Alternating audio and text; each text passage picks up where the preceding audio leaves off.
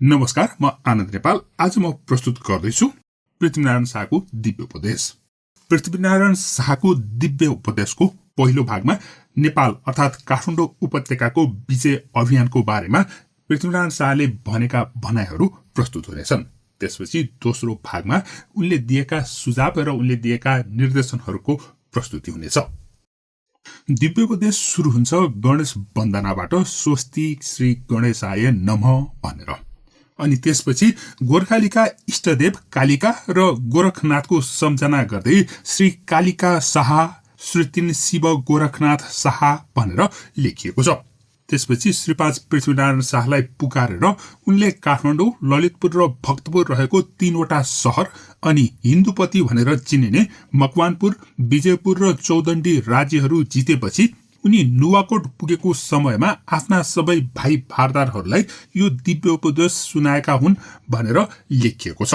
So लेखाइ यस्तो छ: श्री श्री श्री 5 बुढा महाराजले 3 सहर नेपाल र हिन्दुपतिको राज लिएपछि पछिल्ला पटक नुवाकोटमा पाउ लाग्नु भएका गुरु, पुरोहित, थर घर, भैयाद, भारदार र आफ्ना ददा सुरत सिंह राणा सबैका बुढा पाका छेउ हुकुम भएका कुरा भनेर लेखिएको छ। यसपछि सुरु हुन्छ पृथ्वीनारायण शाहले सुनाएको दिव्य उपदेश। उनी भन्छन्, मर्ने बेलामा बुढा खाडाले आफ्ना सन्तानलाई अर्ती उपदेश दिने रीति अनुसार नै मैले सुनाएको अर्ती तिम्रा सन्तानहरूलाई सुनाउनु अनि तिनले तिनका सन्तानहरूलाई सुनाउँछन्। यसै गरेर यो राज्य थामिन्छ भन्ने आशयमा लेखिएको छ। बुढा मरै भाषा सरै भनी भन्छन्, तिमीहरू सबै छेउ सुनाइ गएको भया तम्रा सन्तानलाई सुनाउला र तम्रा सन्तानले हाम्रा सन्तानलाई सुनाउनन् र यो राज्य थामी खानन्। यसपछि अब मुख्य विवरण सुरु हुन्छ। पृथ्वीनारायण शाहले आमाहरू 3 जना भनेको भए पनि पृथ्वीनारायण शाहका पिता नरभूपाल शाहले 4वटा रानी विवाह गरेका थिए: चन्द्र प्रभावती, कौशल्यावती, बुद्धिमती र सुभद्रावती। चन्द्र प्रभावतीबाट कुनै सन्तान भएनन्। अनि कौशल्यावतीबाट जन्मेका 3 जना सन्तानहरू थिए पृथ्वीनारायण शाह, दलमर्दन शाह र पद्मकुमारी। त्यस्तै बुद्धिमतीले सूरप्रताप शाहलाई जन्म दिएकी थिइन् भने सुभद्रावतीले मोहद्दाम कीर्ति शाह र दलजित शाह जन्माएकी थिइन्। यसरी 3 जना आमाबाट 5 जना छोराहरू जन्मेको कारणले उनीहरूलाई 3 खोपीका 5 पाण्डव भनेर भन्ने चलन थियो। त्यसैले पृथ्वीनारायण शाहले भनेका छन्, उपरान्त हाम्रा मुवाहरू 3 हुन्। हामी 3 खोपीका 5 पाण्डुवाको अवतार भएका थियौं। त्यसपछि पृथ्वीनारायण शाहले आफ्नो विवाहको प्रसङ्ग बताएका छन्। पृथ्वीनारायण शाहले मकवानपुरका राजा हेमकर्ण सेनकी छोरी इन्द्रकुमारीसँग विवाह गरेका थिए। तर समस्या के भयो भने उनीहरूले दुलै उनलाई सुम्पेकै थिएनन्। त्यसैले पृथ्वीनारायण शाह डोला पनि ल्याउने र नेपाल पनि हेर्ने इच्छा बोकेर मकवानपुर पुगेका थिए। त्यसबेला उनको साथमा 2 जना ज्योतिषहरू पनि थिए, भानु जैसी र कुलानन्द जैसी। तर मकवानपुर पुगेपछि पृथ्वीनारायण शाहले दिग्बन्धन सेनलाई 1 दन्त हात्ती र 9 लाखा हार दिन्छौ भने डोलासँगै लिएर जान्छु, दिँदैनौ भने जबरजस्ती खोसेरै भए पनि लान्छु भनेर धम्की दिएछन्। त्यहाँबाट फर्कदा उनी नेपाल उपत्यका छिरेका थिए। त्यसरी चिर्दा नेपाल उपत्यकाका राजाहरूले चिन्लान् र पक्रलान् भन्ने डर भएको हुनाले उनीहरूले घुम ओढेर राप्ती नदीको किनारै किनार चन्द्रागिरी पुगेका थिए। यो कुरालाई त्यस बेलाको भाषामा यसरी लेखिएको छ: मेरो विवाह मकवानपुरमा भएको थियो। डोला सुम्पेको थिएन र डोला पनि लैआउँ, नेपाल पनि देखिआउँ भनी मकवानपुर गयौं र पुग्या दिन दिग्बन्धन सेनलाई एउटा कुराको करौली लिएर भने 1 दन्ता हात्ती र 9 लाखी हिराको हार दिन्छौ भने डोला पनि लैजाला, दिन्न भन्या काडी तरबारसित पनि लैजाला भनी हाँक पारी नेपाल राजाले चिन्नन् र पक्रनन् भनी स्याखु ओढी राप्तीका तिरैतिर भानु जैसी, कुलानन्द जैसी अरू थर घर पनि साथैमा थिया। यसरी चन्द्रगिरी आइपुगेपछि भक्तपुर, ललितपुर र काठमाडौँ देख्ने बित्तिकै पृथ्वीनारायण शाहले मनमा नै यी 3वटै सहरको राजा हुन पाए त गजब हुन्थ्यो होला भन्ने सोचिरहेका थिए। त्यही बेलामा दुवै ज्योतिषहरूले तपाईले चिताएको अवश्य पुग्छ महाराज भनेर भनेछन्। उनीहरूले पृथ्वीनारायण शाहले जुङ्गामा ताउ दिँदै हेरेको देखेर मनको कुरा ठ्याक्कै थाहा पाएका रहेछन्। यही कुरा पृथ्वीनारायण शाहले आफ्नो भाषामा यसरी भनेका रहेछन्: चन्द्रगिरीमा आइपुगेपछि नेपाल कुन हो भनी सोधे र त्यो भातगाउँ हो, त्यो पाटन हो, त्यो काठमाडौँ हो भनी देखाए र मेरो मनमा यी तीनै शहरको राजा हुन पाए त हुँदो हो भन्ने यस्तो मनमा परिरहेथ्यो।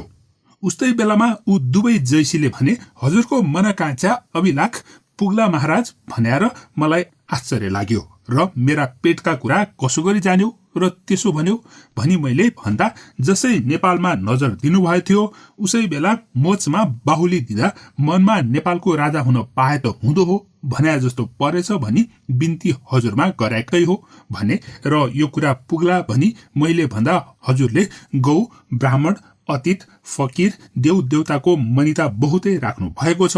हाम्रो हातमा पनि सरस्वतीको वरदान छ, हजुरलाई नेपालको राज अवश्य हुनेछ भने। यसरी पृथ्वीनारायण शाहले काठमाडौँ उपत्यकाको वस्तुस्थिति निहालेर थानकोटको ठूलो भन्ज्याङ हुँदै त्रिशुली नदीको कल्लाहरी घाट तरेर धादिङ जाँदै गर्दा उनले आक्रमणको योजना बनाइरहेका थिए। उनले रणजित बस्नेत, मानसिंह रोकाहा र वीरभद्र पाठकलाई बोलाएर दिग्बन्धन सेनलाई हाँक दिएर आएको र नेपाल पनि हेरेर आएको र नेपाल हान्ने विचार गरेको सबै कुरा बताए। उनको कुरालाई ती योद्धाहरूले पनि समर्थन गरेपछि पृथ्वीनारायण शाहले भने म अर्को राज्यसँग युद्ध गर्न जाँदा अर्कोतिरबाट आक्रमण गर्यो भने के होला भन्ने प्रश्न गरेका थिए।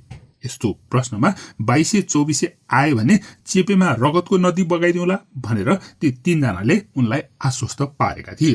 यही कुरा पृथ्वीनारायण शाहको पालाको भाषामा यसरी प्रस्तुत गरिएको छ।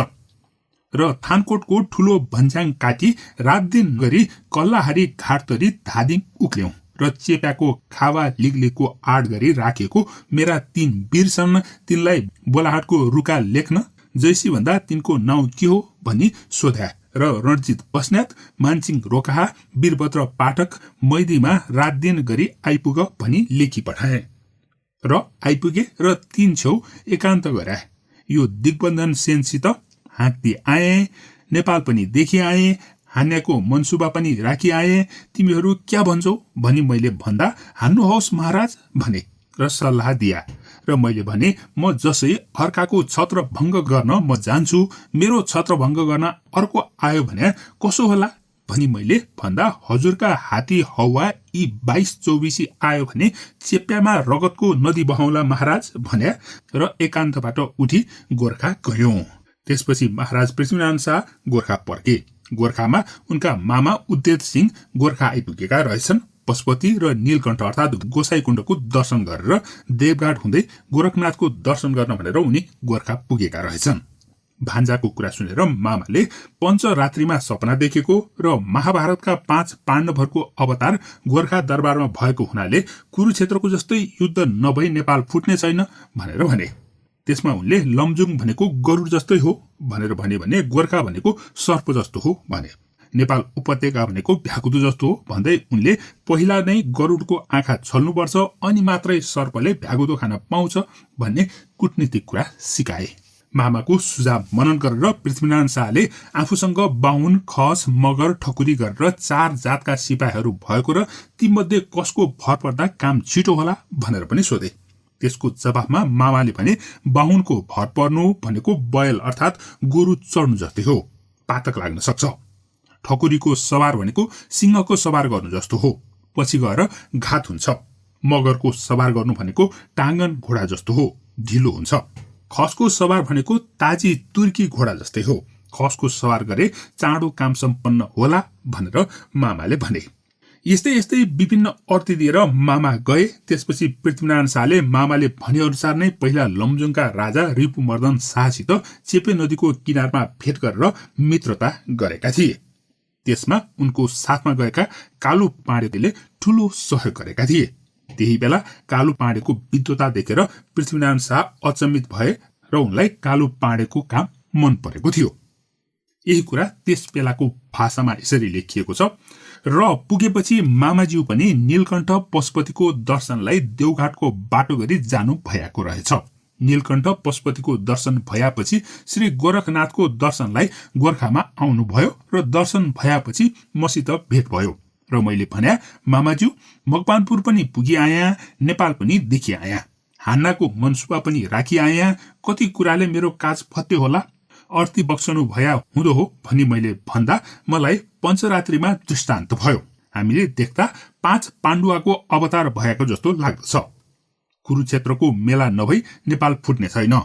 लमजुङ भनेको गरुड हो, गोर्खा भनेको सरप हो, नेपाल भनेको भ्यागुतो हो। अनि गरुडको आँखा छल्नु तब सर्पले भ्यागुतो खान पाउँछ। मेरो साथमा 4 जातका सिपाही छन्।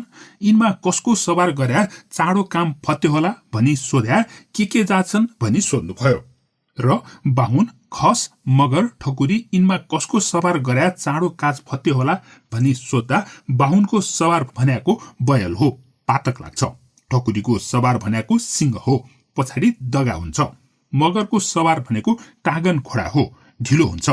खसको सवार भनेको ताजी तुर्की घोडा हो, खसको सवार गर्या चाँडो होला भन्या जस्तो लाग्छ भनी अरू धेरै कुराको अर्ती दिई जानुभएको थियो।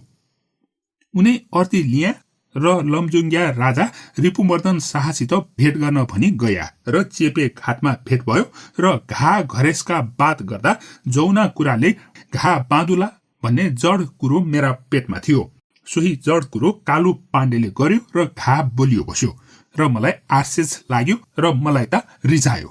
त्यसपछि पृथ्वीनारायण शाहले भनेका छन्, शास्त्रमा जनता जोसँग खुसी हुन्छन् उसैलाई काजी दिनु भनिएको छ। त्यसैले जनताले के भन्छन् भनेर उनले बुझ्दा कालु पाण्डेलाई नै छानेको र 2224 राज्यको राय बुझ्दा पनि कालुलाई काजी नियुक्त गर्दा छिमेकीसँग बलियो मित्रता हुने देखेका रहेछन्। पृथ्वीनारायण शाह आफूलाई भने विराज बकेतीलाई काजी बनाउने चाहना हुँदाहुँदै पनि उनले कालु पाण्डेलाई नै काजी पदमा नियुक्त गरेका रहेछन्। पाण्डे खलकको युद्ध नीति राम्रो भए पनि युद्ध कौशल भने पाण्डेहरूभन्दा बस्नेतहरूको राम्रो थियो। त्यसैले पृथ्वीनारायण शाहले ती 2 परिवारमा वैवाहिक सम्बन्ध कायम गरिदिएर नेपालमाथि युद्ध गरेको कुरा यसरी बताएका छन्। दुनियाँ जसदेखि राजी हुन्छन् उसैलाई कजाइदिनु भन्ने शास्त्रमा पनि कहेको छ। दुनियाँमा बुझी हेरुन् भनी बुझी हेर्दा दुनियाँबाट पनि कालु पाण्डेको चाह रहेछ र कालु पाण्डेलाई कजाइदिनु भए हामी दुनियाँदारमा छारी रहँदो हो भन्ने सल्लाह दिया र अब 2224ले के भन्दछन् भनी बुझ्नु हुँदा 2224बाट पनि कालु पाण्डेकै चाह रहेछ र कालु पाण्डेलाई कजाई भया घा घराइस बोलियो राख्नै छ भन्ने सल्लाह दिया। मेरो मनमा ता विराज बकेतीलाई कजाइदिन आँटेको थियो, तर ज्यादा बुद्धि कालु पाण्डेकै ठहर्यो र कालु पाण्डेलाई कजाई भयाको हो। अब पाण्डे बस्नेतको जुग बाँधिदिन्छु, तेरी छोरी शिवराम बस्नेतको छोरो केयर सिंह बस्नेतलाई देऊ भनी मागी बिहे पनि गरिदिया र पाण्डे बस्नेतको जुग बाँधी पाण्डेको ढाल बस्नेतको तरवार गरी नेपालमा चढाई गराएको हो। यसरी बस्नेत र पाण्डे बीचको सम्बन्ध बलियो बनाएर पृथ्वीनारायण शाहले देशको सुरक्षाको लागि भनेर सामरिक महत्वको गैटानको बिरौटो र लिगलिगकोटको आडमा रणजित बस्नेत, मानसिंह रोकाहा र वीरभद्र पाठकलाई तैनात गरेर उनी सल्यानकोटकी देवीको दर्शन गर्न गए। यो विवरण यसरी लेखिएको छ। उपरान्त रणजित बस्नेत, मानसिंह रोकाहा, वीरभद्र पाठक यिनलाई गौटानको बिराई लिगलिगको आडमा राखी म पनि सल्यानकोटकी देवी साक्षात छन् भनी भन्छन्।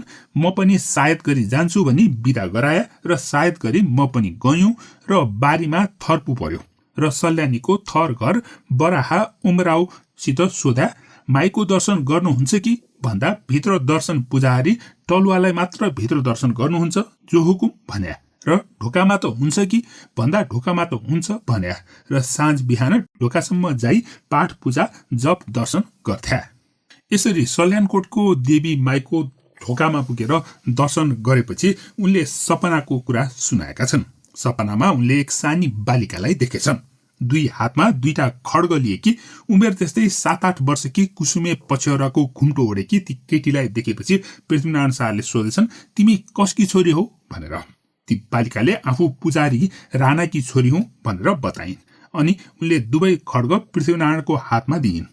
त्यसपछि उनले खोकिलाबाट केही कुरा निकालेर पृथ्वीनारायण शाहलाई खुवाउँदै यो पनि निल, तिम्रो मनोकांक्षा पुर्याइदिएकी छु, म पनि केही माग्छु दिएर जाऊ भनेर भनिन्छन्। र उनी 2 पाइला हिँड्दै गर्दा पृथ्वीनारायण शाहको निन्द्रा खुल्यो र त्यस सपनाको अर्थ के हो भनेर उनले आफ्ना ज्योतिषहरू भानुजैसी, कुलनन्द जैसी र सल्यानकोट देवीकी मन्दिरका पुजारी राणालाई समेत बोलाएर अर्थ सोधे।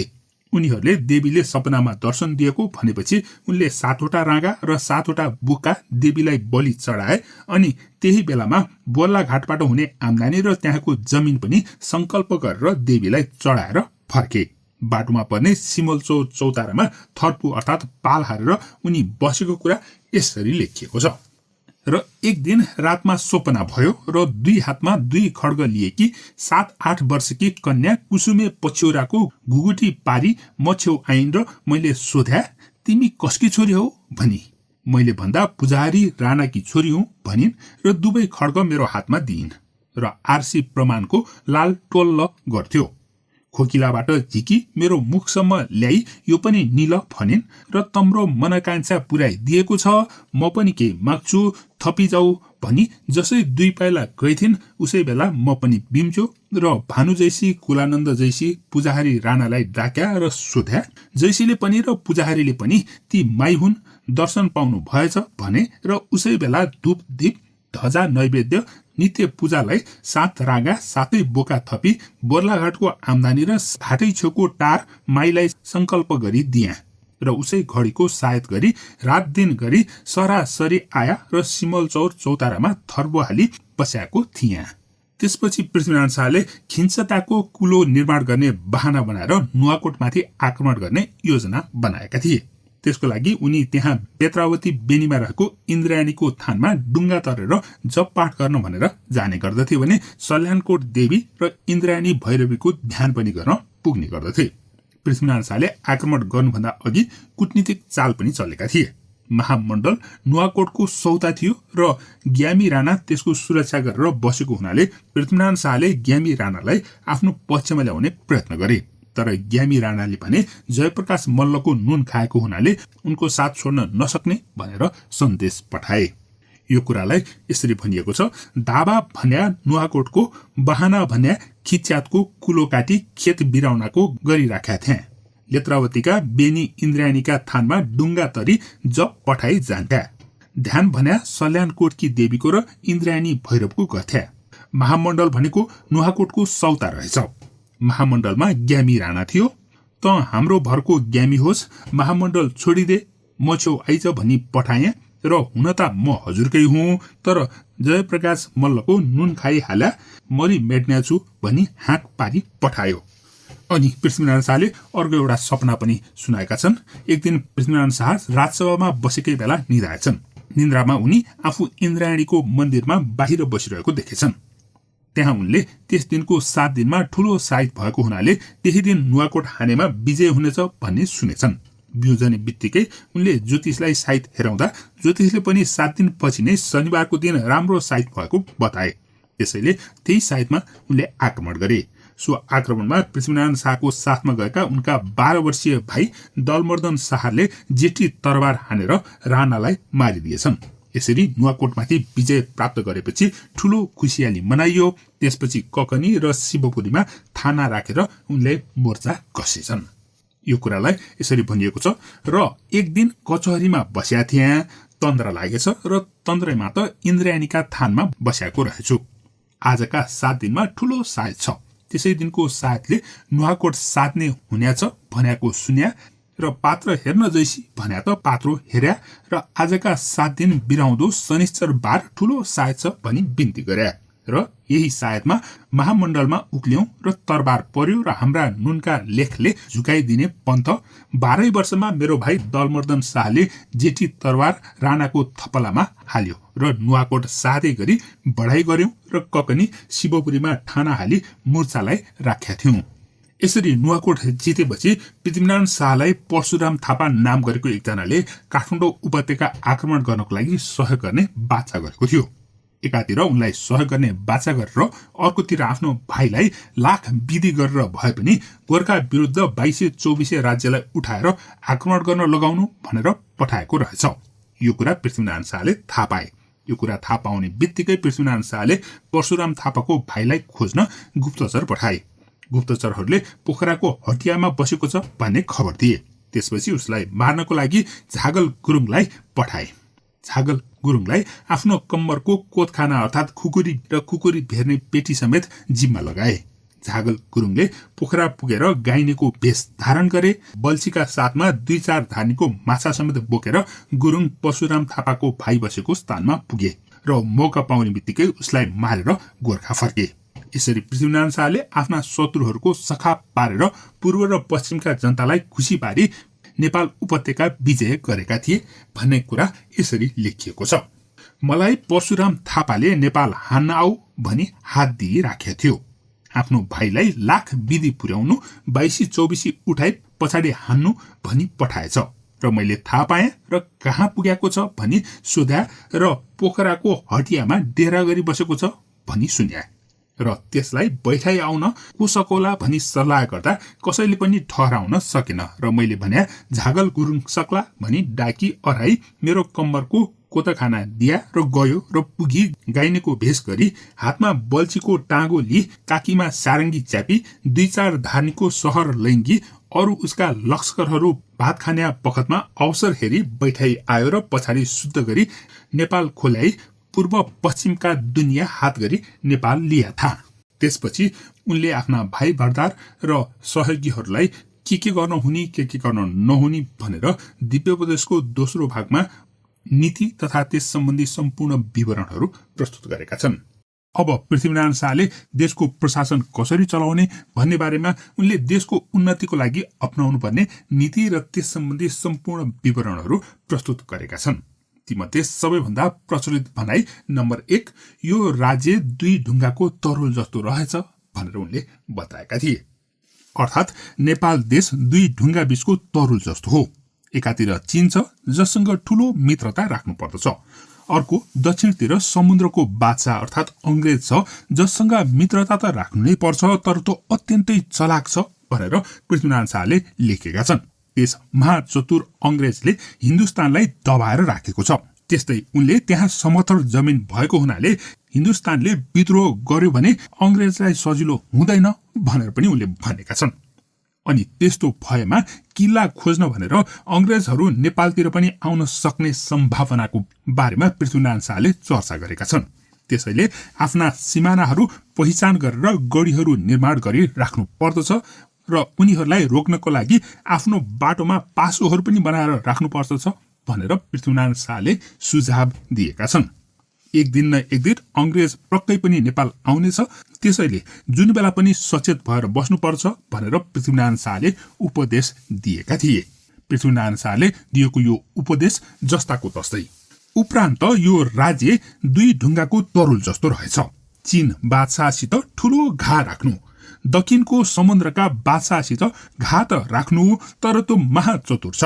हिन्दुस्तान दबाई राखेछ, सरजिमीमा परिरहेछ। हिन्दुस्तान जाम्यो भन्या कठिन पर्ला भनी किल्ला खोज्न आउने छ।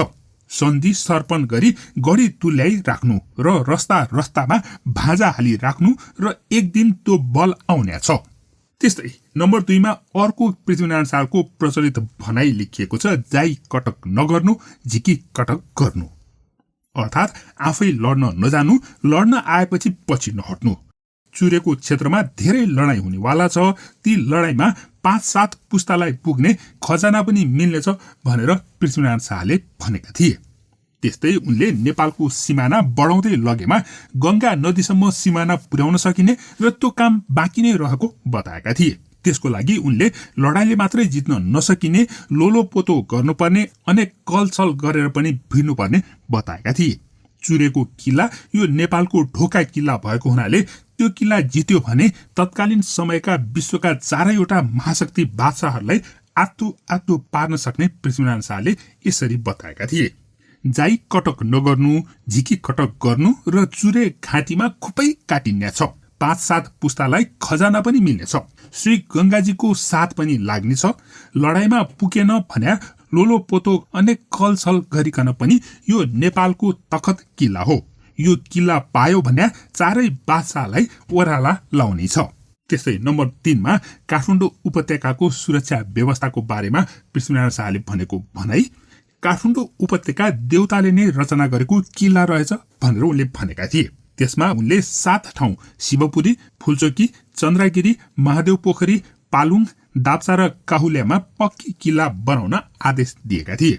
त्यस्तै ती सबै किल्लाहरूमा तोप राख्न पनि भनेका थिए। त्यस्तै जति पनि भन्ज्याङहरू छन् ती सबै भन्ज्याङहरूमा एक एकवटा फलामे ढोका बनाउन पनि उनले सुझाव दिएका थिए र ती प्रत्येक ढोकामा एक एकवटा तोप राखेर 5-5 जना सिपाही राखेर सुरक्षा दिनुपर्ने उनको भनाइरहेको थियो। यसरी सुरक्षा व्यवस्था गरेमा चारै बादशाह आक्रमण गर्न आए पनि केही लचार्न सक्दैनन्। ती बाहेक चियो चर्चो गर्ने, गुप्तचरी गर्ने, भाग्न खोज्ने, दुःख दिने अपराधी, हत्यारा आदिको पनि केही जोर चल्ने छैन भनेर उनले यसरी भनेका छन्। ईश्वरले रचना गरेको किल्ला रहेछ, सोध्नु पर्ने रहेनछ। शिवपुरी 1, फुलचोक 2, चन्द्रगिरी 3, महादेव पोखरी 4, पालुङ 5, दाप्चा 6, काहुल्या 7 यिनमा पनि किल्ला पक्की बनाउनु। किल्ला पिछे तोप लम्छट गरी राखिदिनु र जति भन्ज्याङ छन् भन्ज्याङ पिछे एक एक फलामे ढोका बनाई ढोका पिछे एक एक तोप लम्छट गरी राखिदिनु र 5 सिपाही राखिदिनु र यसो भएपछि चेवा गर्ने, चर्चा गर्ने, भगन्या, नाच्न्या, डुकुवा, फसादी, खुनी यस्ताहरूको पनि केही चल्ने छैन। चारै बादशाही चढाई गरी आयो भने पनि कसैको केही चल्ने रहेनछ। त्यस्तै नम्बर 4 मा पृथ्वीनारायण शाहको धोकोको बारेमा उनले बताएका छन्। पृथ्वीनारायण शाहले राजा राम शाहले बाँधेको रीतिथिति पनि अध्ययन गरेको अनि राजा जयसिंह मल्लले बाँधेको रीतिथिति पनि हेरेको, त्यस्तै राजा महेन्द्र मल्लले बाँधेको रीतिथिति पनि हेरिसकेको हुनाले ईश्वरले साथ दिएमा आफ्नै रीतिथिति बनाएर 12,000 गोर्खालीहरूको भलो गर्ने आफ्नो रहर रहेको बताएका थिए। त्यस्तै उनले पूर्व पश्चिमको बाटो बन्द गरेर यो बाटो पनि नेपाल उपत्यका हुँदै जाने बनाउने विचार पनि गरेका थिए। त्यस्तै उनले नेपालमा प्रचलित सबै जातहरूका आफ्नै जात विशेषको कर्म गर्ने नियम बनाउने पनि रहर भएको बताएका थिए। अनि पृथ्वीनारायण शाहले काठमाडौँ उपत्यकालाई साह्रै चिसो ढुङ्गा भनेका रहेछन्। सबै खेलखाल मात्रै ठुलो रहेछ, खाल्डोमा बस्ने कुवाको पानी खानेसँग बुद्धि पनि रहेनछ, डरछेरुवा रहेछन् भनेर उनले बताएका छन्। त्यस्तै उनले दहचोकमा एउटा दरबार बनाउने धोको रहेको बारेमा पनि बताएका छन्। दरबारको चारै दिशामा थर घर, गुरु, पुरोहित, भैयाद, भारदार, मीर, उमराउहरूको घर बनाएर बस्ती नै बसाउने उनको धोको रहेछ। उनले ती 3 सहरका दरबारहरू चाहिँ रमाइलोको लागि र सुख सहलका लागि मात्रै जाने आउने गर्ने धोको भएको यसरी बताएका थिए। उपरान्त राजा राम शाहले बाँधेको स्थिति पनि हेरिसके, राजा जयथिति मल्लले बाँधेको स्थिति पनि हेरिसके। ईश्वरले दियो भने म पनि यस्ता बन्देजको 12,000 को थिति बाँधी जाला भन्ने अभिलाषा थियो। पूर्व पश्चिमको रस्ता बन्द गरी नेपालको रस्ता चलाइदिउँला, आफ्ना आफ्ना जात विशेषको कर्म गर्नु बन्देज गरी जाला। यो 3 सहर भनेको चिसो ढुङ्गा रहेछ, खेलकाल मात्रै ठुलो रहेछ, कुपको पनि खाना छेउ बुद्धि पनि हुँदैन, सुरो पनि हुँदैन, खेलखाल मात्रै रहेछ। मेरो मनसुबा त दहचोकमा दरबार बनाउला र चारै दिशामा थर घरको गुरु, पुरोहित, भैयाद, भारदार, मिल, उमराउको घर बनाई छुट्टा दरबार बनाउला र यी 3 सहरमा त दरबारबाट सोख सहेललाई मात्रै जाला भन्ने जस्तो अभिलाषा थियो। अब नम्बर 5 मा विदेशी व्यापारी, कपडा, जडबुटीको बारेमा उनले भनेको प्रजा मोटा भया दरबार बलियो रहन्छ भन्ने भनाइको विवरण। विदेशीलाई भित्र व्यापार गर्न नदिनु भन्ने पृथ्वीको भनाइ थियो। उनले विदेशी व्यापारीलाई पर्साको सिमानादेखि माथि आउन नदिनु भनेर भनेका थिए, किनकि विदेशी व्यापारी भित्र आयो भने जनतालाई कंगाल बनाएर छोड्छन् भन्ने उनको विचार थियो। त्यस्तै हामीले आफ्नै च्याङ्गा पाङ्गा अर्थात् घरबुना कपडा लगाएर 3 सहर नेपाल, 9 लाख किराँत र हिन्दुपति अर्थात् सेन राज्य जितेका थियौं भन्दै उनले विदेशी कपडा लगाउन वर्जित गर्न आदेश दिएका थिए। त्यससँगै उनले आफ्नै देशमा कपडा बनाउन जान्नेलाई नमुना देखाएर बनाउन लगाउनु, त्यस्तो भयो भने देशको पैसा विदेश जाँदैन भनेर भनेका थिए। त्यस्तै आफ्नो देशमा नै उत्पादन हुने सामग्रीहरू अनि जडीबुटीहरू विदेशमा लगेर बेचेर पैसा देशमा ल्याउन पनि उनले भनेका छन्। यसरी देशका जनता समृद्ध भएमा दरबार पनि बलियो रहन्छ भन्दै पृथ्वीले राजाका सम्पत्ति भनेकै जनता हुन् भनेर यसरी भनेका छन्। उपरान्त देशका महाजनलाई गोड प्रसाहदेखि उभाउन नदिनु।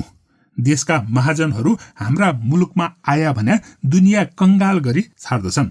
हामीले च्याङ्गा पाङ्गालाई 3 सहर नेपाल र 9 लाख किरायत र हिन्दुपतिको राज आश्रय थियौं। देशका कपडा लगाउनलाई मनाही गरिदिनु, आफ्ना देशका कपडा बन्न जानेलाई नमना देखाई सधाउनु र बन्न लाउनु र यसो भया नगद विदेश जाँदैन। आफ्ना देशको जिनिस जडीबुटी देश लैजानु र नगद खैँची राख्नु र प्रजा मोटा भया दरबार बलियो रहन्छ। राजाका भण्डार भन्याका रैतानहरू हुन्। त्यस्तै नम्बर 6 मा पृथ्वीनारायण शाहले भनेको मेरा साना दुःखले आर्जेको मुलुक होइन भन्ने भनाइको विवरण। आर्थिक हिसाबले मुलुकमा ठेकदारी नदिनु, सरकारबाट अमानत राखेर सरकारी तहसिल राखी सालको हिसाब लिनु भनेर उनले बताएका थिए। त्यस्तै उनले सिपाही र भारदारलाई धेरै सम्पत्ति कमाउन नदिनु पनि भनेका थिए। उनीहरूलाई धन सम्पत्तिको सट्टा इज्जत दिनु भनेर उनले बताएका थिए, किनकि धन सम्पत्ति हुनेहरूले तरबार बोकेर लडाईँ गर्न र मर्न र मार्न सक्दैनन् भन्ने उनको भनाइ थियो।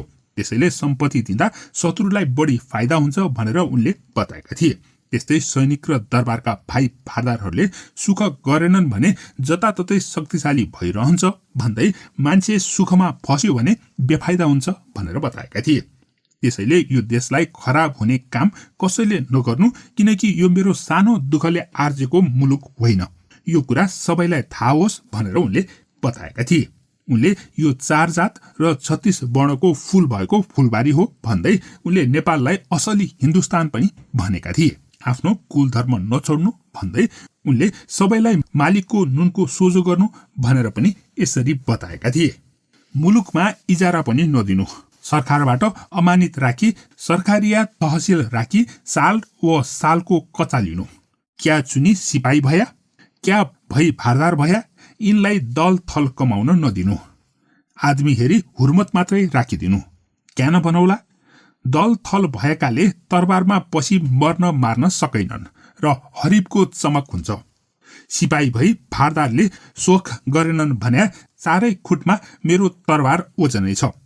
सोखमा पस्यो भन्या मेरो साना दुःखले आर्जाको मुलुक होइन, सबै जातको फूलबारी हो, सबैलाई चेतना भया। यो फूलबारीको छोटा बडा 4 जात 36 वर्णले यो असिल हिन्दुस्तान हो। आफ्ना कुला धर्म नछोड्नु, ख्वामितको नुनको उद्धार गर्नु। यसपछि 7 नम्बरमा जिम्मेवारी दिने र न्याय सम्पादन गर्ने तरिकामा उनले घुस दिने र घुस खाने महाशत्रु हुन् भनेर बताएका छन्। पृथ्वीनारायण शाहले को कसलाई के जिम्मा दिने भनेर पनि आफ्नो दिव्य उपदेशमा उल्लेख गरेका छन्। जस्तो कि उनले राजकोषको प्रमुख कालिदास खड्गा मगर अर्थात् कालु कबरदारको सन्तानलाई कबरदारी अर्थात् राजकोषको काम दिइरहनु भनेर बताएका थिए। त्यस्तै दक्षिणतिरको राजदूत हुनको लागि उनले शिवराम बस्नेतका सन्तानहरूलाई लगाउनु भनेका थिए। त्यस्तै उत्तर अर्थात् भोटतिरको घा अर्थात् राजदूत चाहिँ कालु पाण्डेका सन्तानहरूलाई बनाउन भनेका थिए। त्यस्तै उनले पाण्डे बस्नेत पन्त भैयाद मङ्ग्रलाई आलो पालो गरी जागिर दिन पनि भनेका छन्, किनकि यिनीहरूले उनको नुन गुण अनुसारको सेवा गरेको उनले बताएका थिए। तिनीहरूले आफ्नो ज्यानै जानी गल्ती गरेका रहेछन् भने उनीहरूलाई नमार्नु भनेर पृथ्वीनारायण शाहले बताएका छन्। त्यसरी सजाय नै दिनुपर्ने भएमा पनि नियुक्ति दिएर लडाईँमा लड्न पठाउनु भनेर उनले भनेका छन्। त्यसरी लड्नै पठाउँदा समेत ज्यान जोगाएर आउन सफल भयो भने त राम्रै भयो, लडाईँमा नै मर्यो भने पनि राम्रै हुने भयो, किनकि आफूले मार्नुभन्दा अरू कसैले मारेको नै राम्रो हुन्छ भनेर उनले बताएका छन्। त्यस्तै कुनै पनि राजाले आफ्नो सेवकलाई आफ्नो घरमा कहिल्यै पनि मार्नु हुँदैन भनेर उनले बताएका छन्। राजाले चाहिँ ठूला ठूला मुद्दाहरू मात्रै हेर्ने र देशमा अन्याय हुन नदिनु नै उनको मुख्य कर्तव्य हो भन्दै न्याय निसाब बिगार्ने भनेकै घुस दिने र घुस खानेहरू हुन्। त्यस्ता बदमाशहरूलाई सम्पूर्ण सम्पत्ति र जीवन नै अन्त्य गरिदिए पनि पाप लाग्दैन भनेर बताएका छन्। तिनीहरू राज्यका महाशत्रु हुन् भनेर पृथ्वीनारायण शाहले यसरी बताएका छन्। कालु कबरदारका सन्तानलाई कबरदारी नछुटाउनु, दक्षिणको घा शिवराम बस्नेतका सन्तानलाई नछुटाउनु, भोटको घा कालु पाण्डेका सन्तानलाई नछुटाउनु, पाण्डे बस्नेत पन्थ भैयात मङ्ग्रलाई मारताप दिँदा आलो पालो गरी खान दिनु। यी मेरा नुन गुणका सोझा सेवक हुन्। यिनीहरूको जीव जान्या विराम गरेको भए पनि आफूले नमार्नु, बरु मारताप दिएर लडाईँमा झोसिदिनु र जीव जोगाई आयो भने बढिया भयो, मरि गयो भने आफूले मार्नु, अर्कैबाट मारिदिएको बढिया हुन्छ। तब राजाले सेवकलाई घरमा नमार्नु, तब राजाले ठूलो न्याय निसाब हेर्नु। अन्याय मुलुकमा हुन नदिनु, न्याय निसाफ बिगार्ने भन्याको घुस दिने र घुस खाने यिन दुईको त धन जीव गरी ल्याएको पनि पाप छैन। यी राजाका महाशत्रु हुन्। त्यस्तै नम्बर 8 मा सुरक्षाकर्मी र सिपाहीहरूको व्यवस्थाको बारेमा उनले बताएको विवरण यस प्रकार छ। यसअघि धन सम्पत्ति कमाउन नदिनु भनेका पृथ्वीनारायण शाहले सिपाहीहरूको लागि घरखेतको चाहिँ व्यवस्था गरिदिनु भनेर एकदमै महत्त्वपूर्ण कुरा पनि बताएका थिए। यति गरिदियो भने परिवार खेतीपातीमा व्यस्त हुन्छन्, सिपाहीहरूलाई आफ्नो परिवारको कुनै चिन्ता हुँदैन, त्यस्ता सिपाहीहरूले राम्रो सुरक्षा गर्छन् भनेर पृथ्वीनारायण शाहले बताएका छन्। त्यस्तै सैनिक संगठन कसरी बनाउने भन्ने बारेमा पनि उनले विस्तृत विवरण दिएका छन्। उनले 100 नालको एउटा कम्पनी बनाएर त्यसको नेतृत्व गर्ने एउटा सुबेदार राख्नुपर्ने र सो सुबेदार छान्दा 4-5 वटा लडाईँ लडिसकेको र अनुभवी व्यक्तिलाई जाँच गरेर मात्र राख्न भनेका छन्। त्यस्तै सुबेदारले पनि 7-7 जना सहयोगी राख्ने र ती 7 जना छान्दा पनि 2-4 वटा लडाईँ लडिसकेका हुनुपर्ने उनले बताएका छन्। ती 7 जना सहयोगीले 16 जना हुद्दा राख्ने र ती 16 जनामा पनि एक अर्काको लागि मर्न मार्न तयार हुने 16 जना जम्मा गरेर हुद्दा नियुक्त गर्ने बताएका छन्। ती 16 जना हुद्दाहरूले पनि आफूसँगै मर्न मार्ने छानेर आफ्ना सिपाहीहरू राख्न पृथ्वीनारायण शाहले निर्देशन दिएका छन्। त्यस्तै सैनिक भर्ती गर्दा सबै 4 जातका मानिसहरू मिसाएर सैनिक भर्ती गर्नुपर्ने भन्दै उनले ठाउँ ठाउँमा सिपाहीहरू पनि खस, मगर, गुरुङ, ठकुरी यिनै 4 जातकालाई मिसाएर राख्नु, नत्र आफैमा झगडा गरे भने गाह्रो हुन्छ भन्दै लुहा अर्थात् फलाम च्याप्ने पनि यिनै 4 जात मात्रै हुन् भनेर बताएका छन्। यसरी मिलाएर बनाएको सैनिक बलको विरुद्ध शत्रु मात्र त के कुरा भएर उस्तै भएर इन्द्रकै पनि आसन हल्लाउन सकिन्छ भनेर उनले बताएका छन्। तिनीहरूको साथमा हजारौं धनुष, हजारौं बन्दुक, हजारौं खुडा, हजारौं तोप बोकेर लड्न गएमा कसैको कहीँ जोर चल्दैन, इन्द्रकै आसन पनि हल्लाउन सकिन्छ भनेर पृथ्वीनारायण शाहले यसरी बताएका छन्। उपरान्त जड कुरो राजालाई चाहिने सिपाहीहरूको घरखेत मिलाइदिनु र मलजल गर्छन् र डुबौ बोटीभित्र हाल्न पाउँछन् र कबिलाको निष्फिक्री हुन्छ। ढोकामा भए पनि गौडामा भए पनि सिपाहीहरूको छाती बलियो रहन्छ। पजनी गर्दामा पनि 100 नालको कम्पनी जमाउनु र 100 नालका सुबेदार 5-5 लडाईँमा जसपाई आएका यस्ता आफूलाई जाँची सुबेदार हाल्नु। सुबेदारले पनि 7 पगरी 2-4 बाढ खाएका यस्ता 7 पगरी हाल्नु। 7 पगरीले 16 हुँदा हाल्दा आफूसित मर्ने मार्ने जाँची 16 हुँदा हाल्नु। 16 हुँदाले पनि आफूसित मर्ने मात्रै जाँची सिपाही हाली आफ्ना पट्टी भर्ना गर्नु। पट्टीमा सिपाही पनि खस, मगर, गुरुङ, ठकुरी यिनै 4 जाति मात्रै खिचला गरी हाल्नु र तरबार पर्दा साह्रो हुन्छ। लुहा च्याप्ना पनि यिनै 4 जात मात्रै हुन् र तरबार पर्दा साह्रो हुन्छ र बैरी त क्या इन्द्रको आसन पनि डगाइन्छ। हजारौं धना, हजारौं पर्थकला, हजारौं खुडा, हजारौं तोप भएका इन्द्रको आसन पनि डगाइन्छ। त्यस्तै 9 नम्बरमा पृथ्वीनारायण शाहको युद्ध योजनाको चर्चा गरौं। लडाईँको समयमा बुझ्नुपर्ने कुराहरूको विवरण दिँदै पृथ्वीनारायण शाहले आक्रमण गर्ने र आक्रमण गर्दा साथ दिने दुवैको महत्त्व बराबर हुन्छ भनेर उनीहरूलाई जागिर दिँदा, बेतलबी बिदा दिँदा ती दुवैलाई बराबर गरेर दिनु भनेका छन्। कोही मर्यो भने उसको छोरो खुँडा हान्न सक्ने, युद्धमा जान सक्ने नहुँदासम्म मरवट दिएर पालन पोषणको जिम्मा लिने अनि लड्न जान सक्षम भएपछि जागिर दिनु भनेका छन्। यसरी आफ्नो सेनाको लागि राजाले विवेक पुर्याएर उनीहरूको उचित व्यवस्थापन गर्न सके मात्र देशका सिपाहीहरूले आशा राखेर सहायता गर्दछन्। अनि सिपाहीहरूका सन्तानहरूलाई यसरी व्यवस्थापन गर्यो भने तरबार चलाउन सिपालु सिपाहीहरू पनि सजिलै हात लाग्दछन्। खासमा राजाको शक्ति नै उनका सिपाही र जनता हुन्। त्यसैले राजाले चतुर भएर सिपाही र जनतालाई आफ्नो पक्षमा गरिराख्नुपर्छ। त्यसो भयो भने हुलकुल अर्थात् आन्दोलन वा हुलदङ्गा हुन पनि पाउँदैन।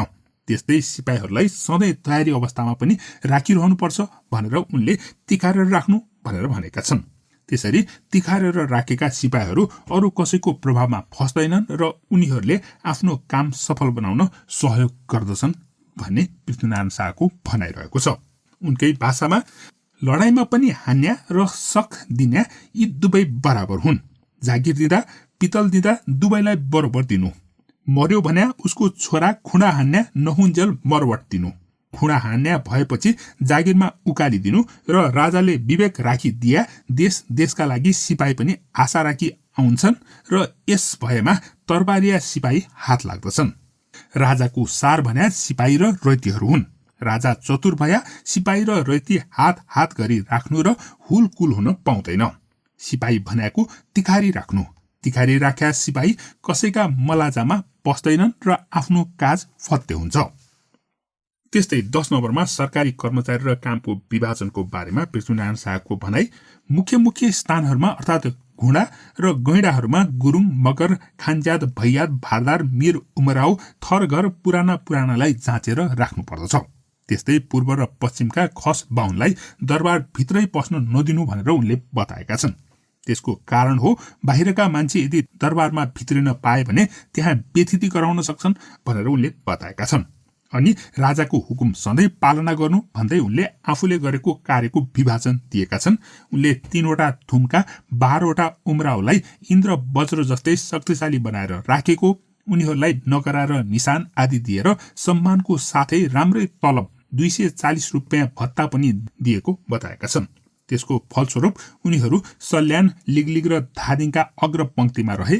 उनीहरूले जहाँ जहाँ काम गरे त्यहाँ काम राम्रोसँग फत्ते पनि गरे। त्यसैले त अहिले यो विजय र ऐश्वर्य भएको हो भनेर पृथ्वीनारायण शाहले भनेका छन्।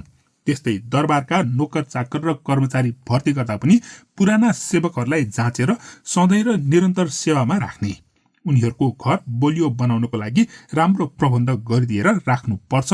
यस्तो गर्यो भने मात्रै दरबार बलियो रहन्छ भनेर उनले बताएका छन्। यसरी राजाले सधैँभरि चतुर भएर सिपाही र जनता आफ्नो हातमा राखी राख्नुपर्दछ। उनीहरूलाई कसैको प्रभावको पछाडि र गुणको पछाडि लाग्न दिनु हुँदैन। सबैलाई नुनको पछाडि लगाउनु पर्दछ भनेर उनले बताएका छन्। उनको भनाई जस्ताको तस्तै गुरुङ, मगर, खानजादा, भैयात, भारदार, मिर, उमराउ, थरघर पुराना जाँची घुँडा गौडामा राख्नु। पूर्व पश्चिमका खस बाहुनलाई दरबारमा पैठो हुन नदिनु। क्या नभनौला, बाहिरा मान्छेले दरबारमा बिथिति गराउँछन्। राजाको हुकुम जफत गरी राख्नु। मैले 3 थुम्का बरहा उमराउलाई इन्द्र वज्र तुल्याई राख्या थिएँ। नगरा निशान पनि दिइराख्या थिएँ। 12-20 को गाडो बादी दिएको थियो र सल्यानी, लिगलिग, धादिङ, मुखुडामा जहाँ जहाँ काज गर्थ्यो फत्ते गर्थे र यो ऐश्वर्य गराएको हो।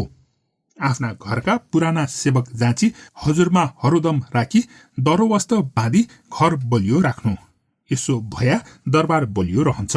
राजाको चतुराई भाया सिपाही रैती हात गरी राख्नु। कसैका मलाजा गुणपछि लाग्न नदिनु, नुनपछि लाउनु। अनि नम्बर 11 मा आर्थिक व्यवस्थाको बारेमा उनले दिएको निर्देशन पैसा चोखो चलाउनु। अदालतमा पनि ठकुरीलाई जाँचेर डिठा राख्नु, मगरलाई जाँचेर विचारी राख्नु, कचहरी पछि एकजना पण्डित राखेर न्यायशास्त्र बमोजिम अदालत चलाउनु। अदालतको पैसा दरबारभित्र नहाल्नु। त्यो पैसोले साधु सन्त, जोगी, सन्यासी, भिखारी, ब्राह्मणलाई दक्षिणा दिनु। भोजन गराउनु, उब्रेको पैसालाई दक्षिणा चलाएर धोती रुमाल चलाइदिनु। यस्तो भए असत्यको दोष लाग्दैन। खानी भएका ठाउँमा गाउँ छ भने गाउँ अन्यत्र सारेर पनि खानी चलाउनु। खेतीयोग्य जमिन छ भने घर अन्यत्र सारेरै भए पनि कुलो निर्माण गरेर त्यस खेतलाई आबाद गर्नु भनेर उनले बताएका थिए। यसलाई उनकै भाषामा उपरान्त टक्सार पनि चोखो चलाउनु। अदालतमा पनि ठकुरी जाँची डिस्टा राख्नु, मगर जाँची विचारी थाप्नु, कचहरी पछि एक पण्डित राखी न्यायशास्त्र बमोजिम अदालत चलाउनु। अदालतका पैसा दरबारभित्र नहाल्नु। फकीर, फकीरा, अतिथ, जोगी, सन्यासी, ब्राह्मण यिनलाई दक्षिणा भोजन चलाइदिनु। उब्रेका पैसा दक्षिणा चलाई धोती रुमाल चलाइदिनु। यसो भएमा असत्यको दोष लाग्दैन। खानी भएका ठाउँमा गाउँ भए पनि गाउँ अरू जग्गामा सारिकन पनि खानी चलाउनु। गह्रो बन्या जग्गामा घर भए पनि घर अरू जग्गामा सारी कुलो काटी खेत बनाई आबाद गर्नु। त्यसपछि 12औं नम्बरमा कूटनीतिका कुरा। पृथ्वीनारायण शाहले शत्रुहरूले कस्ता कस्ता कूटनीतिक चाल चाल्न सक्छन् भन्ने बारेमा विस्तृत विवरण दिँदै भनेका छन्। कुनै बेलामा मलाई साथ दिन्छु भनेर बोलाए तर पछि धोका दिए। त्यसको फलस्वरूप उनले अत्यन्तै दुःख गरेर आफ्नो पछाडि लागेका शत्रुहरूको सफाई गरेर नेपाललाई घेराबन्दी गरेको बताएका छन्। त्यस्तै जयप्रकाश मल्ललाई सहयोग गर्न भनेर दक्षिणबाट नागाहरू पनि बोलाइएका थिए, तर उनले ती दक्षिणका नागाहरूलाई नेपाल उपत्यकाभित्र पस्नै नदिई तिनीहरूलाई 7 गाउँ भित्रैबाट सिध्याइदिएका थिए। तीमध्ये एकजना नवाब कसिम अली खान मकवानपुरसम्म पुगेको थियो। त्यसलाई पनि 120 नाल सिपाहीहरू लगाएर उसका सैनिकहरूलाई हराएर सिमाना कटाइदिएका थिए रे। त्यसपछि सिन्धुलीगढीमा 3-4वटा पल्टन सिपाही लिएर हाडी नाम गरेको एउटा अंग्रेज आइपुगेको थियो। तिनीहरूलाई पनि जितेर तिनीहरूका सबै बन्दुकहरू खोजेर पृथ्वीनारायण शाहले ल्याएका थिए। त्यस्तै लखनऊबाट 3 जना मुसलमानहरूले पृथ्वीनारायण शाहको चाकरी गर्न भनेर नुवाकोट आइपुगेका रहेछन्। बन्दुक चलाउन जानेका ती मुसलमानहरूलाई पृथ्वीनारायण शाहले सेनामा भर्ती गरे। शेख जोरावर, ममताकी र बिहार कसिम नामका ती मुसलमानहरूले नेपाली सिपाहीहरूलाई बन्दुक चलाउने तालिम दिएका थिए। काठमाडौँ उपत्यकाको बारेमा जोखाना हेर्दा यो तुर्काना, मगरात र मुगलाना हुने रहेछ। इतिहास हेर्दा तुर्काना त पहिले नै भइसकेको अनि मगरातको राजा पृथ्वी आफै नै भए, बाँकी रह्यो मुगलाना हुने। त्यस दोष मेट्नको लागि भनेर पृथ्वीले आधा थुम मासेर मुगलानको जस्तै कम्पनी बनाएको बताएका छन्। यस्तै कम्पनीमा आधा खुना बोक्ने र आधा बन्दुक बोक्ने बनाएको कारण पनि त्यही हो भनेर उनले बताएका छन्। त्यस्तै सैनिकमा 100 नालको कम्पनी छरितो हुन्छ भन्दै 100 नालको कम्पनीमा 1000 जवान सैनिक हुने बताएका छन्। अनि किल्ला पछि एक कम्पनी राख्ने अनि जगेडा सैनिकलाई पनि पैसा दिएर राखिराख्न निर्देशन दिएका छन्। यसरी उनले शत्रुसँग युद्ध र कूटनीतिक रूपमा आफ्नो फाइदाको काम गर्ने कुरा यसरी बताएका छन्। उपरान्त केही बेलामा हात दिनमा पस्या र मलाई झिकाएर पछाडि दगा दिया। महा दुःख गरी पछाडि सुदृढ गरी नेपाललाई मुर्छा लाया था। जयप्रकाश मल्लका मतलबलाई दक्षिणबाट नागा झिकाया र नेपालभित्र पस्न नदी 7 गाउँ भित्रैमा मिजाया। काश्मीरी खान नवाब मकवानपुरमा चढ्यो र 26 खोडाले काटी घरकाई सिबाना कटाई आया। 3-4 पल्टन लिएर सिन्धुलीगढीमा हाडी साहेब चढ्यो र वावाही पनि काटी पत्थरकलामा च्यापी ल्याए र लखनऊबाट 3 मुसलमान मेरो चाकरीलाई नुवाकोटमा पिछा परि आएका थिए। यिनै बन्दुकको तुल कलायत तिनै मुसलमानले जानेको रहेछ र शेखर वर ममताकी पेखारसी तिनैजनालाई अजिटिनी दिया र तिलङ्गा सजाएको हो। नेपालको किताब हेर्दा तुर्काना, मगरात र मुगलाना हान्ने रहेछ र तुर्काना अघि नै भएछ। मगरातको राजा मै हुँ। मुगलानको दोष मेट्नलाई आधा मेटी कम्पनी जमाएको हो, आधा खुडा आधा पत्थरकाला बनाएको हो। 100 नालका कम्पनी छरितो हुन्छ र यसो भयो भने 100 नालका कम्पनीले 1000 जवानलाई पाउँछ। किल्ला पछि एक कम्पनी राखी गर्खावाडी दिनु र जगेरा बाँधी भरिराख्नु। त्यस्तै 13औं नम्बरमा पृथ्वीनारायण शाहले भनेका मनोरञ्जन र सुख सहलका कुराको बारेमा चर्चा। यी सबै कुरा बताएपछि पृथ्वीनारायण शाहले आफूलाई सन्देह लागेको कुराहरू बताएका छन्।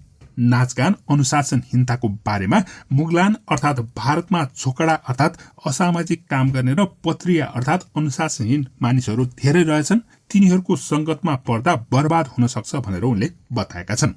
त्यसरी कोठीहरूमा गएर ढोलक, सितार, राग, तानमा भुल्न सक्ने सम्भावना धेरै भएको भन्दै त्यस्ता कुरामा ठूलो मोह हुने अनि त्यस्तोमा लागेमा धन सम्पत्तिको सत्यानाश मात्रै नभएर विदेशीहरूले देशभित्रको गोप्य कुराहरू पनि थाहा पाउँछन्।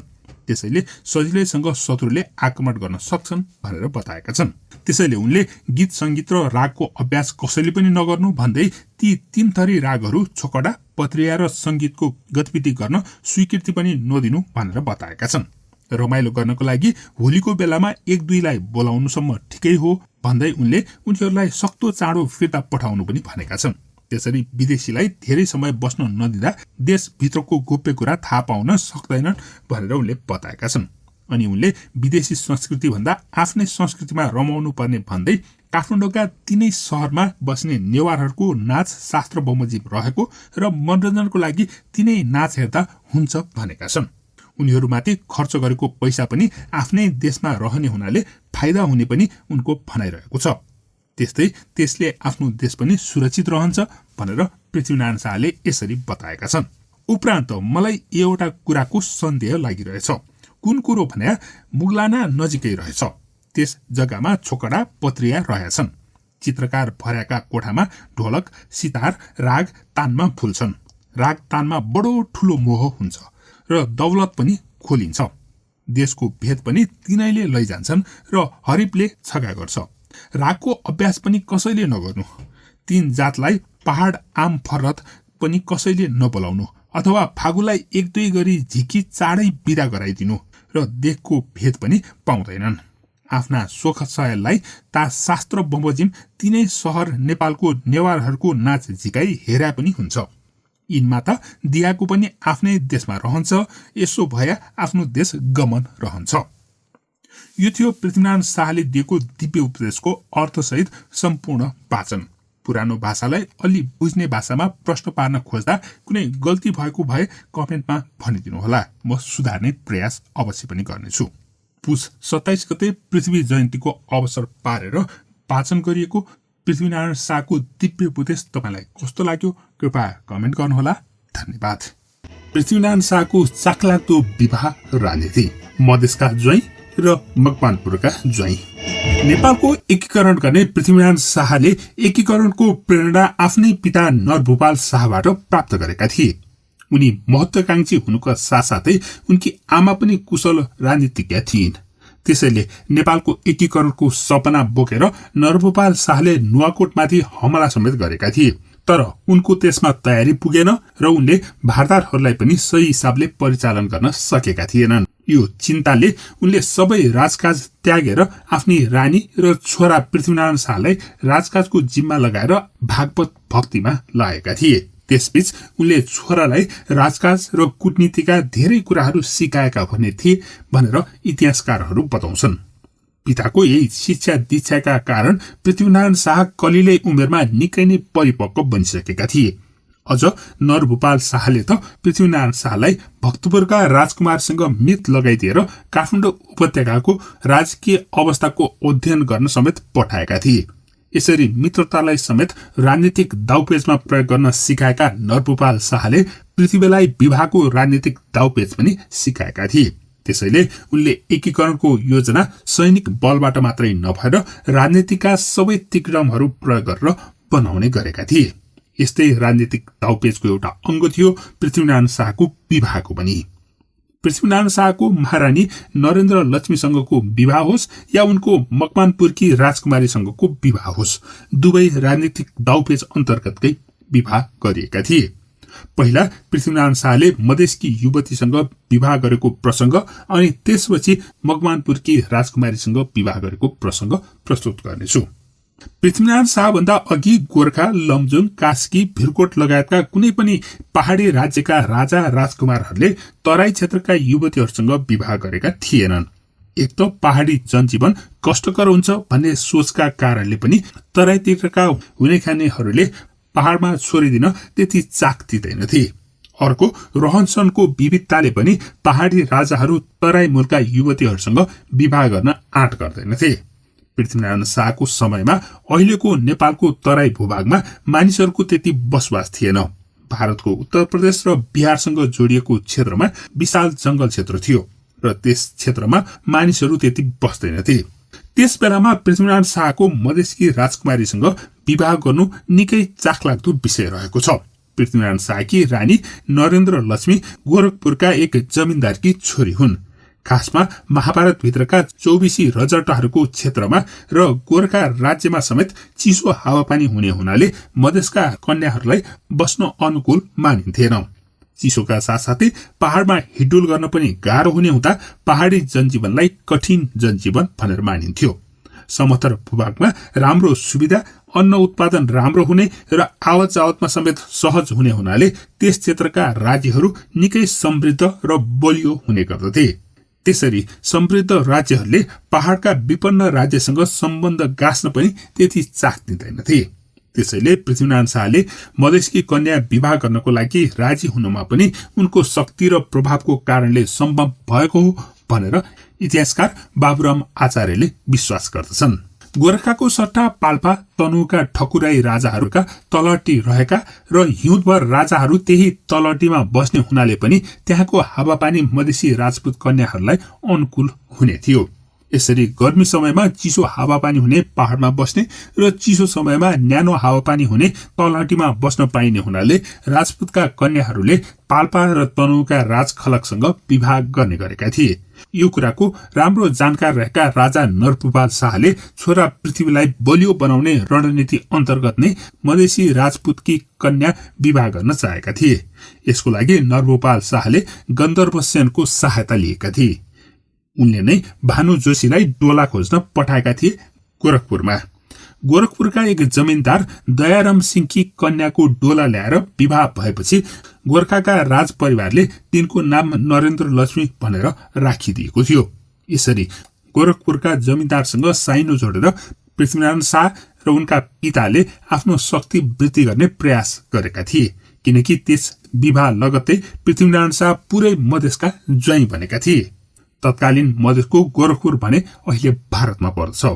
यसरी पृथ्वीनारायण शाहले मधेसकी कन्या विवाह गर्ने निर्णय गरेर त्यस भेककै पहिलो ज्वाइँ राजकुमार बनेका थिए।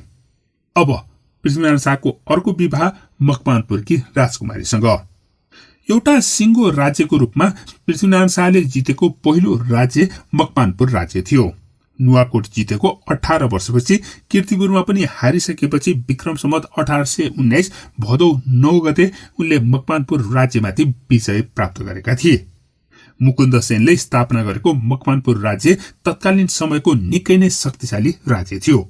नेपाल एकीकरणको सपना देखेका पृथ्वीनारायण शाहलाई शत्रु राज्यहरूमाथि आक्रमण गर्दा ती राज्यहरूलाई मकवानपुरले सहयोग गरिदिएमा ठूलो समस्या हुन्छ भनेर लागेको थियो।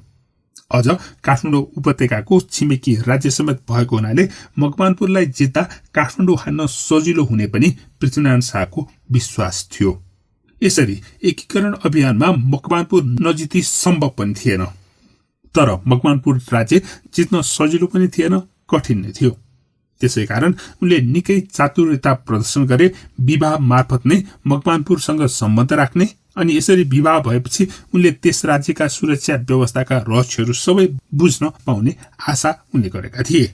अनि सबैभन्दा महत्वपूर्ण कुरा, काठमाडौँ अर्थात् नेपाल खाल्डो हान्दा मकवानपुरले आफ्नो साथ दिएमा अथवा चुप लागेर बस्दिएमा पनि पृथ्वीनारायण शाहको एकीकरण अभियानलाई धेरै टेवा पुग्ने थियो। त्यसैले राजा हेमकर्ण सेनको समयमा गोर्खाका राजा पृथ्वीनारायण शाहले मकवानपुरसँग नाताको सम्बन्ध राख्नु उपयुक्त हुन्छ भनेर ठानी राजाकी छोरीसँग विवाह गर्ने चाँचो पाँचो मिलाएका थिए। यसरी मकवानपुर र अति नै सुरक्षित रूपमा निर्माण गरिएको मकवानपुर गढीको सुरक्षा स्थिति बुझेर त्यहाँ आक्रमण गर्ने अनि कब्जा गर्ने पृथ्वीनारायण शाहको योजनाको यो नै पहिलो खुड्किला थियो। पछि मकवानपुरका राजा हेमकर्ण सेनको मृत्यु भएपछि पृथ्वीनारायण शाहका जेठान दिग्बन्धन सेन मकवानपुरका राजा बनेका थिए। तर पृथ्वीनारायण शाहको ती जेठानसँग राम्रो सम्बन्ध पनि थिएन। अनि जेठान सेन काठमाडौँ उपत्यकाका मल्ल राजाहरूको पक्षमा खुलेका पनि थिए। त्यसैले पनि पृथ्वीनारायण शाहलाई मकवानपुर आक्रमण गर्नुपर्ने बाध्यता खडा भएको थियो। मकवानपुरमा पृथ्वीनारायण शाहका जेठान दिग्बन्धन सेन राजा बनेपछि उनकै कार्यकालमा पृथ्वीनारायण शाहले आक्रमण गरेका थिए मकवानपुरमाथि। पृथ्वीनारायण शाहले महोदम कीर्ति शाह, सूरप्रताप शाह, दलमर्दन शाह, रणरुद्र शाह, नन्दु शाह, काजी वंशराज पाण्डे, काजी कहरसिंह बस्नेत, काजी नरसिंह बस्नेत, काजी अभिमान सिंह बस्नेत आदिको नेतृत्वमा 1900 सेनाको फौज मकवानपुरमा युद्ध गर्न पठाएका थिए। मकवानपुर गढीको सम्पूर्ण सुरक्षा रहस्य पत्ता लगाइसकेको हुनाले यो फौजलाई युद्ध जित्न सजिलो भयो। यसरी विक्रम सम्वत 1919 को भदौ 9 गते भएको सो युद्धमा 100 गोर्खाली सैनिकहरूको मृत्यु भएको अनि 400-500 मकवानपुरे सेनाहरूको मृत्यु भएको भनेर उल्लेख गरिएको छ। मकवानपुरको युद्धमा हारेपछि राजा दिग्बन्धन सेन त्यहाँबाट भागेर पर्साको हरिपुर गढी पुगेका थिए। तर पछि गोर्खाली फौजले राजा दिग्बन्धन सेनले आश्रय लिएको सो गढीमाथि पनि विजय प्राप्त गरेको थियो। यसरी काठमाडौँको दक्षिण भागमा रहेको यो विशाल राज्य जितेपछि बल्ल गोर्खाली सेना अति नै शक्तिशाली बनेको जस्तो भान भएको थियो। मकवानपुरमा जम्मा रहेको हात हतियार र अन्य युद्ध सामग्रीहरूले पनि गोर्खा राज्यलाई अझ बढी शक्तिशाली बनाउन सफल भएको थियो। खासमा मकवानपुर राज्य विशाल राज्य थियो। यस राज्य अन्तर्गत तराईका भूभागहरू पनि रहेको हुनाले कृषि र वन उत्पादन निकै नै राम्रो थियो। धन सम्पत्ति धेरै भएकाले मकवानपुरका सेन राजाहरू गोर्खालीको तुलनामा अलि बढी नै विलासी जीवन बिताइरहेका थिए। मकवानपुर राज्यमाथि गोर्खालीहरूले कब्जा गरेपछि राजा दिग्बन्धन सेन बंगालका नवाब मीर कासिमको शरणमा पुगे। मीर कासिमले पनि उनलाई सहयोग गरेर मकवानपुर आफ्नो कब्जामा लिने दाउ रचे।